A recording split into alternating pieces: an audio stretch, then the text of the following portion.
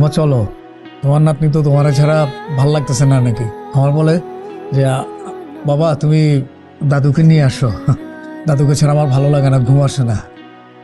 আম্মা আব্বাকে বলো না।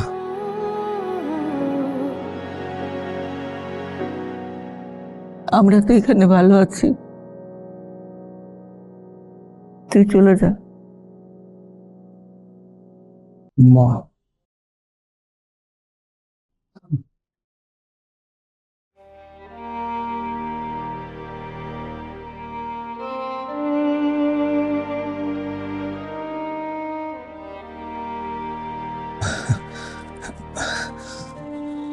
আমার নাতনি বলে যে দাদু তাকে অনেক গল্প শোনাইছে, দাদুকে নিয়ে আসো, দাদাকে নিয়ে আসো।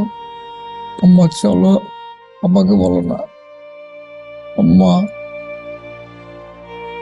সবাই জানে যে আমার ছোট ভাই যাইয়া দারোয়ানের সাথে মিশে দারোয়ানের বিছানায় ঘুমায়।